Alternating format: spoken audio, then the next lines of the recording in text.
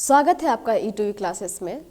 Hindi AEC के paper में एक टॉपिक है पल्लवन, जिसका भाग 1 आप लोगों को उपलब्ध हो चुका है। आज हम भाग 2 पर बात करेंगे। तो भाग 2 में क्या विषय रहेगा?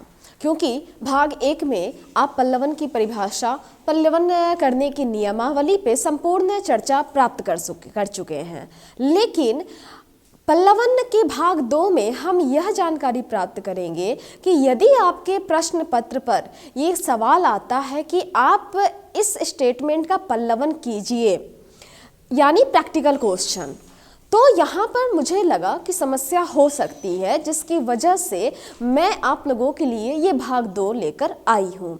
तो इस भाग 2 में हम ये जानेंगे कि पल्लवन प्रैक्टिकली कैसे करते हैं, क्योंकि पल्लवन जब आप वीडियो देख रहे हैं या देख चुके हैं तो आपने ये जाना कि पल्लवन में भावार्थ और व्याख्या के बीच एक बारीक अंतर है। पल्लवन करते समय कोई सीमा नहीं होती है, जबकि व्याख्या में सीमा होती है, और जो हम लोग स्टेटमेंट देते हैं अपने तरफ से कोई मत नहीं दे सकते हैं। तो इस तरह की जो महत्वपूर्ण बारीक बातें थीं, जो कि सैद्धांतिक बातें हैं, वह तो पूरी हो चुकी। तो इस वीडियो में हम जानेंगे कि व्यवहारिक तौर पे हम पल्लवन कैसे करें। तो चलिए शुरू करते हैं एक उदाहरण के जरिए।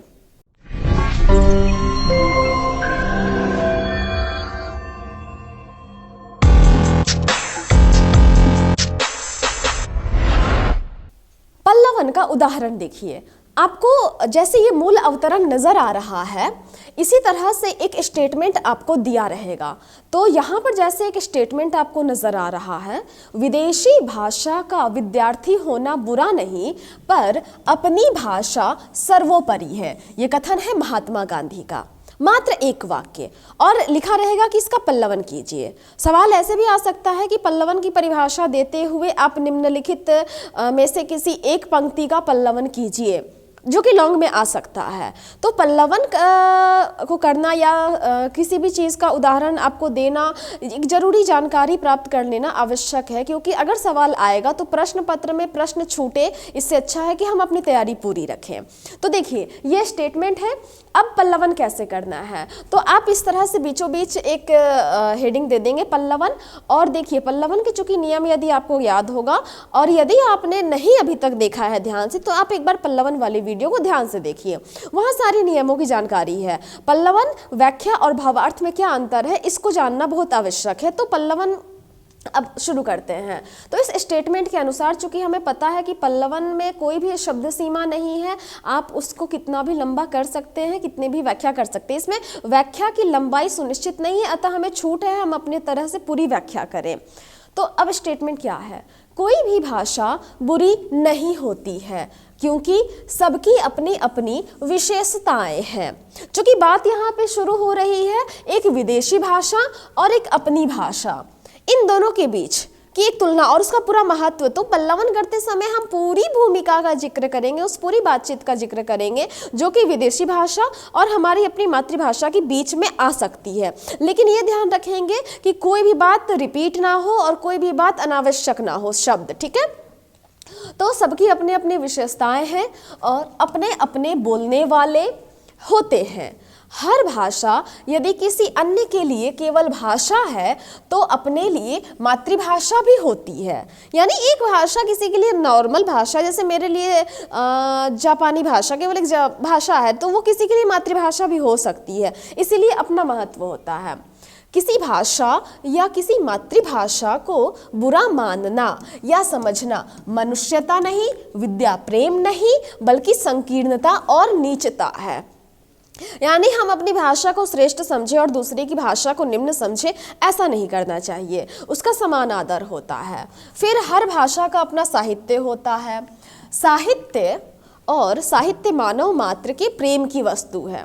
किसी भी भाषा में रचा गया साहित्य हो, वो प्रेम का और समर्पण का और आदर का योग्य होता है। तो संसार के कोने कोने में अनगिनत भाषाएं बोली और लिखी जाती हैं, जिनकी अपनी प्रकृति और अपने उच्चारण हैं। अब देखिए, इतनी पंक्ति लिखने के बाद अभी क्या हम लोग मूलतः सिर्फ भाषा पे बात कर रहे हैं कि भाषा की क्या विशेषता होती है, ठीक है। ये सारी भाषाएं सीखी जा सकती हैं। हजारों विद्यार्थी विदेशी भाषाओं या दूसरे की भाषाओं का अध्ययन करते हैं। यानी अभी तक पंक्तियों में केवल भाषा के महत्व पर चर्चा हो रही है, ध्यान दीजिएगा। फिर आगे देखिए, ताकि उनके साहित्य का ज्ञान प्राप्त किया जा सके। हर भाषा के साहित्य की अपनी विशिष्टता है। उस विशिष्टता में किसी भी देश की मानसिक विलक्षणता रहती है। यानी जब आप किसी का साहित्य पढ़ रहे हैं तो जाहिर सी बात है कि अगर आप रूसी साहित्य पढ़ रहे हैं तो रूसी साहित्य के जरिए आप रूस के या उस संस्कृति की तमाम जानकारी उस साहित्य के जरिए प्राप्त कर रहे हैं। तो भाषा बहुत ही महत्व रखती है आपको दूसरे संस्कृति, दूसरी सभ्यताओं को जानने के क्रम में।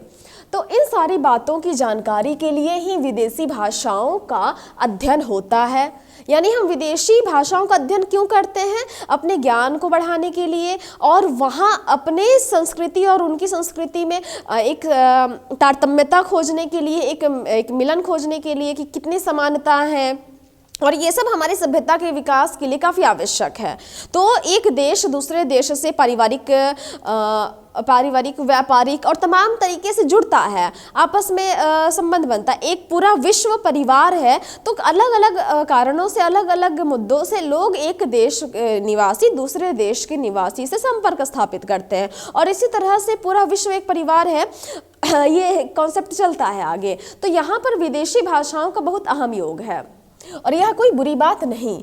अनेक भाषाओं का ज्ञान आवश्यक है, क्योंकि इससे मानवीय दृष्टि व्यापक, विचार उदार और अंतर्राष्ट्रीय संबंध दृढ़ होते हैं।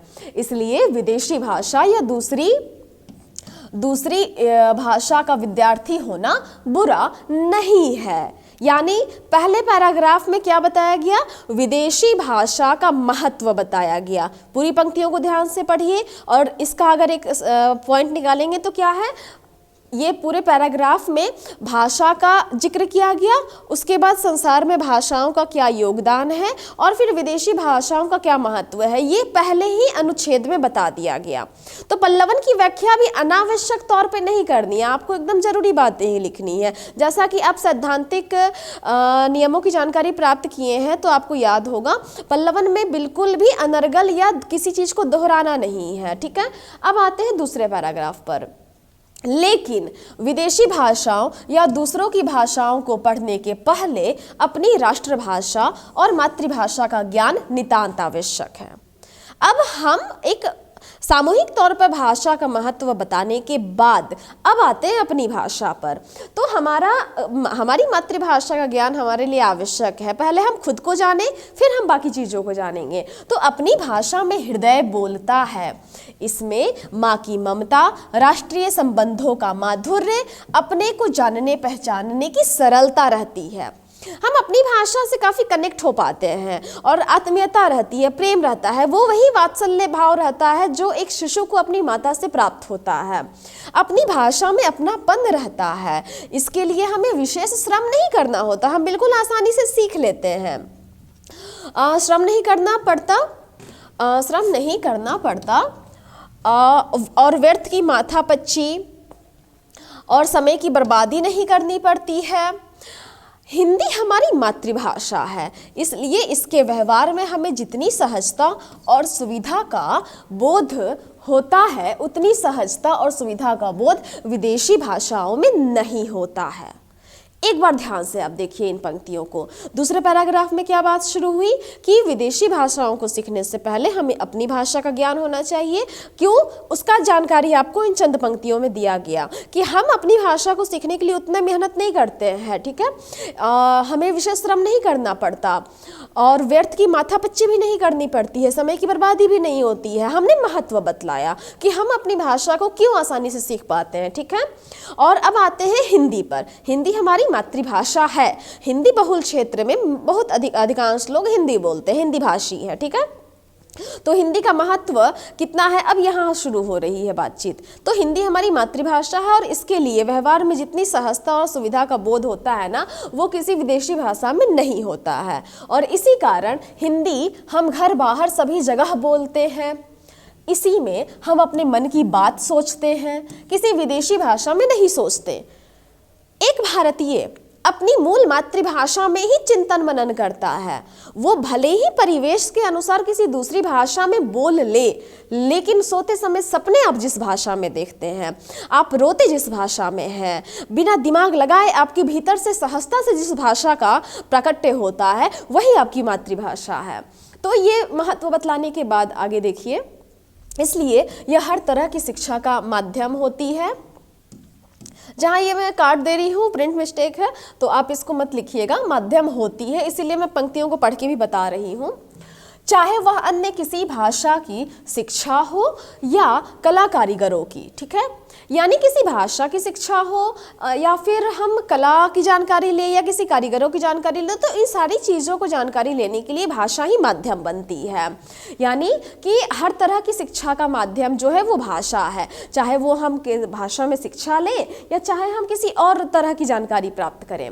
अगर हम कोई विदेशी भाषा सीखते हैं तो अपनी मातृभाषा और राष्ट्रभाषा के माध्यम से ही, ठीक है। हम सीखते कैसे हैं? ट्रांसलेशन से, अनुवाद से। पहले अनुवाद करते हैं कि कैसे इसका हिंदी में क्या है, उसके बाद हम उस चिन्ह को याद करते हैं, उस प्रतीक को याद करते हैं, तब सीखते हैं।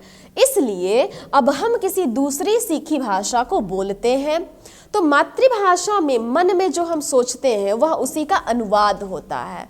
यानी जब हम दूसरी भाषा को बोलते हैं तो निश्चित रूप से पहले बोलने से पहले अपने मन में हम सोचते हैं कि मुझे क्या बोलना है, तो उसका तुरंत पल भर में अनुवाद कर लेते हैं कि मुझे ये बोलना है, क्योंकि अगला जहाँ जिस परिवेश में बोल रहे हैं अगला उस भाषा को समझ रहा है, तो तुरंत वो अनुवाद की जो प्रक्रिया है मन मस्तिष्क में हो जाती है, ठीक है। इसलिए इसके बिना हम रह ही नहीं सकते हैं। यह हमारे दैनिक जीवन के साथ घुली मिली है। जैसे दूध में पानी घुला होता है, उसी तरह हमारी मातृभाषा भी हमारे माँ के संस्कार, उसका प्यार और मिठास है। अतः अपनी भाषा सर्वोपरि है। अब देखिए, जो कथन था आपके सवाल में वो यहाँ आ गया, अभी एक प्रूफ हो रहा है कि अतः अपनी भाषा सर्वोपरि है। एक बार मैं फिर से आपको कथन याद दिला दूं। देखिए कथन क्या है, अपनी भाषा सर्वोपरि है। इस स्टेटमेंट को व्याख्यायित करना है, ठीक है, कि विदेशी भाषा का विद्यार्थी होना बुरा नहीं है, लेकिन अपनी भाषा सर्वोपरि है। तो यहाँ पर ये जो कथन है यहाँ आ गया, ठीक है। अब ये अंतिम पड़ाव पर है पल्लवन की प्रक्रिया। तो भाषाओं के अध्ययन में इसी का सबसे ऊंचा स्थान है। यही कारण है कि सभी सभ्य देशों में शिक्षा जो है वो मातृभाषा के माध्यम से दी जाती है, ठीक है। तो यहाँ इस अनुच्छेद में हमने अपनी मातृभाषा के गुणों को, उसके विकास को और उसके महत्व को यहाँ बतलाया हमने। अब आगे देखिए अगला पैराग्राफ। अगले अनुच्छेद में क्या कहा जा रहा है कि विदेशी भाषा सीखी जा सकती है। बिल्कुल सीखी जा सकती है, क्योंकि हमारे पल्लवन के स्टेटमेंट में है कि विदेशी भाषा का विद्यार्थी होना बुरा नहीं है, पर अपनी भाषा सर्वोपरि है। तो यहाँ पर अब ये बात होगी, पहले पैराग्राफ में हमने भाषा के महत्व और उसके संस्कार को बतलाया, दूसरे में अपनी मातृभाषा पर हम आ गए। अब यहाँ देखिए, विदेशी भाषा सीखी जा सकती है पर वह अपनी नहीं हो सकती। वह मस्तिष्क की, यहाँ दे नहीं होगा, वह मस्तिष्क की वस्तु हो सकती है, हृदय की वाणी नहीं हो सकती। ये एक जो बारीक अंतर है ना, कि आप जब दूसरी भाषा में बोलते हैं, काम करते हैं, ठीक बात है, वो व्यवहारिक तौर पर या जीवन यापन करने के लिए जो आप काम कर रहे हैं उसमें ज़रूरी है। आपको व्यापारिक मुद्दों पे बात करनी है तो आपको दूसरी भाषाओं का ज्ञान होना चाहिए, विकास के लिए बहुत ज़रूरी है। लेकिन जहाँ संवेदना आती है, जहाँ स्पंदन होता है, जहाँ अपनी भावना छलकती है, वहाँ पर अपनी ही भाषा काम आती है। तो वहाँ हृदय की वाणी दूसरी भाषा नहीं बन सकती है। उसमें माँ की ममता, पिता का प्यार, पड़ोसियों का स्नेह और हमारा मन या हमारे देश का दर्द नहीं हो सकता। जैसे मैं बात करूं कि हम कहते हैं सूर्य को जल अर्पण करना, एक कथन है। पौधे को पानी देना, दूसरा कथन है। खाना बनाने में पानी का प्रयोग करना, तीसरा। हर जगह पानी आ रहा है और पानी का अलग अलग प्रयोग हो रहा है। अंग्रेजी में वाटर शब्द है, तो फिर भी आप कितना भी अनुवाद करें तो अनुवाद में भी कम से कम यह कठिनाई आती है कि ठीक ठीक वह सात्विक भाव को प्रेजेंट करना थोड़ा कठिन हो जाता है, क्योंकि जब हम जल कहते हैं, सूर्य को जल देना, तो वहाँ सात्विकता बोध आता है। अब यहाँ तो सात्विकता बोध को पूरी तरह से वहाँ प्रकट करने के लिए अलग से ब्रैकेट में कुछ लिखना होगा। वाटर से वो भाव नहीं आ रहा है ना। वाक्य को आप किसी तरह से सजा सकते हैं, प्रयास कर सकते हैं अनुवाद करके कि उस भाव तक ले जा सके, लेकिन अगर शब्द की शक्ति की बात करें तो वाटर में, जल में, नीर में, पानी में अलग अलग शब्द की शक्ति है, जो कि उसका एक अपना सामर्थ्य है, वो उतना ही अर्थ प्रेषित कर सकता है। इसीलिए हमारे देश का दर्द नहीं हो सकता, पिता का प्यार, माँ की ममता इत्यादि जो भावनाएं हैं वो समाहित नहीं हो सकती है दूसरी भाषा में। आज अंग्रेजी हम पर जबरदस्ती लदी है। फल यह है कि लाखों विद्यार्थी अंग्रेजी में फेल हो रहे हैं। लादी गई कोई भी विदेशी भाषा समाज और देश के स्वाभाविक विकास में बाधक है। अब यहाँ देखिए, पहले पैराग्राफ में हमने बताया कि भाषा का क्या महत्व है, दूसरे में अपनी मातृभाषा के बारे में एक अनुच्छेद आया, और तीसरे अनुच्छेद में हम वो कारण बता रहे हैं कि कैसे विदेशी भाषा का विद्यार्थी होना अच्छा है लेकिन अपनी भाषा सर्वोपरि है। तो यहाँ पर विदेशी भाषा समाज और देश के स्वाभाविक विकास में बाधक होती है। क्यों? आगे यही बात स्पष्ट हो जाएगी कि फिर भाषा तो अन्य विद्याओं को जानने का एक माध्यम है, अपने भाव प्रकट करने का एक जरिया है। बचपन की जानी समझी मातृभाषा को अपनी पढ़ाई लिखाई या काम कारोबार का माध्यम न बनाकर अंग्रेजी को बनाने से अंग्रेजी सीखने में ही 10-12 वर्ष व्यर्थ बर्बाद होते हैं। आज अंग्रेजी को माध्यम रखने के कारण देश के हर विद्यार्थी के, यानी इस देश के 10-12 वर्ष बर्बाद हो रहे हैं। तो क्या इस बर्बादी को भी देशभक्ति में गिना जाए? अब देखिए, यहाँ ये सिंगल इन्वर्टेड कॉमा में है, इसे हाईलाइट किया जा रहा है। तो अब प्रश्न है कि जब हम किसी दूसरी विदेशी भाषा में काम करेंगे तो सबसे पहले सीखने में तो जा ही रहा है। आज कितनी भी सहजता से लोग सीख ले, लेकिन फिर भी LKG UKG से या जो प्रारंभिक शिक्षा बच्चों की आरंभ होती है उसको एक लंबा समय लगता है भाषा को सीखने में, उस परिवेश में अपने आप को ढालने में। उसका मस्तिष्क जब तक तैयार होगा तो एक लंबा समय बीत रहा होता है, उसके बाद वो सीखता है। लेकिन वो अपनी मातृभाषा, चाहे वो भोजपुरी हो, हिंदी हो, बांग्ला हो, मराठी हो, गुजराती हो, तमिल हो, कन्नड़ हो, वो सीख रहा होता है सहजता से, और उसमें वो ज़्यादा अपनापन और ज़्यादा अधिक तीव्र गति से काम करने में सक्षम भी होता है। तो विदेशी भाषा, यहाँ केवल बात अंग्रेजी की नहीं हो रही है, कोई भी विदेशी भाषा यदि आप मातृभाषा से अलग होकर सीखते हैं तो यह समस्या आएगी। लेकिन चूंकि ये महात्मा गांधी का स्टेटमेंट है और जिस समय परिप्रेक्ष्य में यह कथन दिया गया, तो मूलतः भारत में द्वंद्व हिंदी और अंग्रेजी को लेकर ही है, क्योंकि आज भी अंग्रेजी जो है वो विदेशी भाषा के तौर पर ही है। दुर्भाग्य से वो पहले पायदान पर है। अंग्रेजी के लिए हमें 1 नंबर दबाना होता है और अपनी भाषा के लिए 2 नंबर दबाना होता है। ये भारत में समस्या है। मूलतः चीन और जापान में जैसे अलग अलग और भी देश हैं जो अपनी ही भाषा को सर्वोपरि रखते हैं, वहाँ पर अंग्रेजी या कोई और विदेशी भाषा को उतना महत्व नहीं दिया जाता है। लेकिन व्यापारिकता और गुलामी की मानसिकता ने आज इस हद तक डुबो दिया है इस हमारी पीढ़ी को इस जड़ में कि हम उससे बाहर नहीं निकल सकते। तो उसका फल क्या हो रहा है कि जो परीक्षाएं हो रही हैं उसमें अंग्रेजी में विद्यार्थी फेल हो रहे हैं। और कहीं ना कहीं इसमें सच्चाई है। आज भी आप देख रहे हैं समाज में ये सच्चाई है कि विदेशी भाषा और सहजता बोध ना होने के कारण ही यह परिणाम समाज में उजागर आ रहा है शिक्षा जगत में। तो यह सच्चाई तो है। तो इस अनुच्छेद में हमने बतलाया कि क्या इसे देशभक्ति में गिना जाए, एक प्रश्न चिन्ह आ रहा है।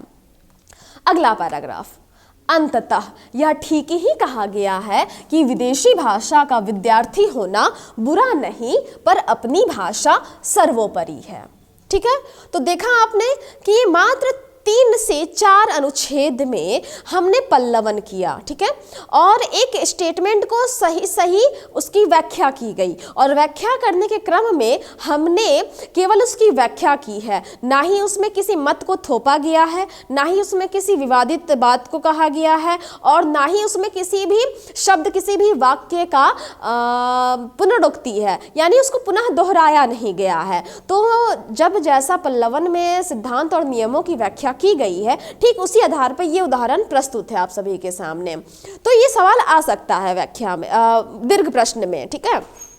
अब देखिए, अभ्यास के लिए एक पंक्ति यहाँ पर मैं उदाहरण के तौर पे दे रही हूँ कि हिंसा बुरी चीज है पर दासता उससे भी बुरी है। ये स्टेटमेंट है जवाहरलाल नेहरू का।